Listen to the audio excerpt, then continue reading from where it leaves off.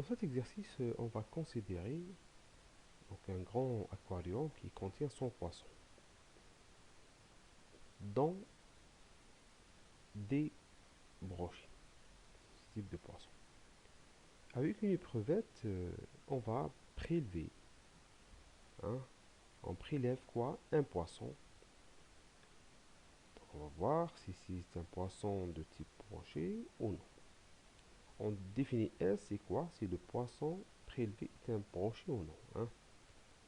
C'est l'événement. Donc on définit S, donc c'est lorsqu'on va prélever un poisson donc, de type brochet, donc c'est un succès.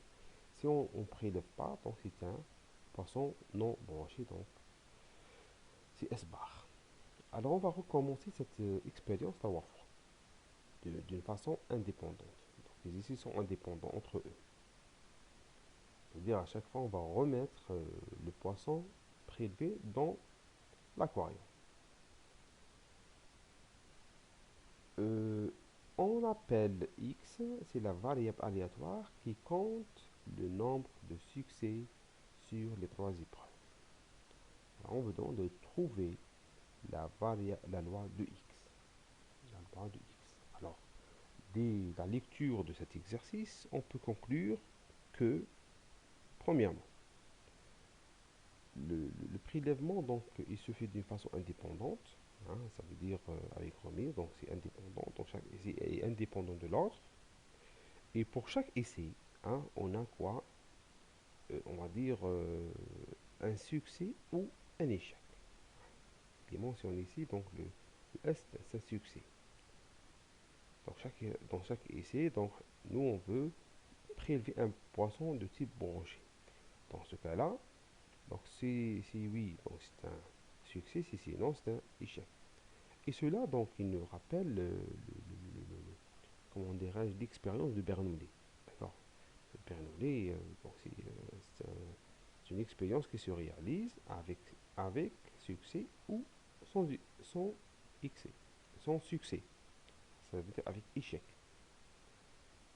Et comme là, on a plusieurs répétitions donc, de cette expérience, ça rappelle, donc ça va nous donner donc l'expérience de, ou on va dire la loi binomiale, hein, de façon indépendante. Donc là, on va appliquer directement la loi binomiale de paramètres n et p. Donc n, c'est le nombre d'expériences qui se réalisent, donc nous, ici, on en a 3. Et aussi, nous avons P afin de tirer donc un poisson broché. Donc, nous avons des chances sur 100, c'est-à-dire 1 sur 10. Alors, qu'est-ce qu'on regarde ici? Alors, on va essayer donc de suivre la page suivante. Alors, voici donc ce que nous avons considéré. Donc, S, donc ça va être égal à 0,1. Un poisson non branché, donc ça va être égal à 0,9. C'est là, c'est le complémentaire. Donc, on va dire que c'est donc, il va suivre la loi binomiale. Voici là un rappel de la loi binomiale. D'accord? C'est combinaison de k parmi n de p puissance k fois n moins k, 1 point p, pardon, n moins p ici, hein, 1 puissance n moins k. D'accord? Donc, on va dire, c'est n moins p puissance n moins k.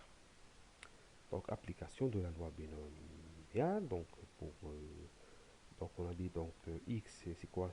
Ça va représenter donc qui compte le nombre de succès à chaque fois. Donc on peut avoir donc nombre de succès dans trois expériences.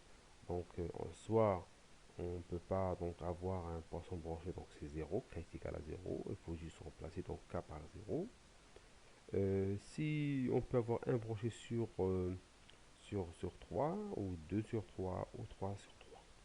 Pour avoir un brochet, donc 3 brochets à la fois, donc c'est une probabilité faible. Si on peut pas, donc c'est tout ce qui est donc évident. Euh, Sinon, si on ne peut pas avoir donc aucun brochet, donc on a ici une forte probabilité de 0,73.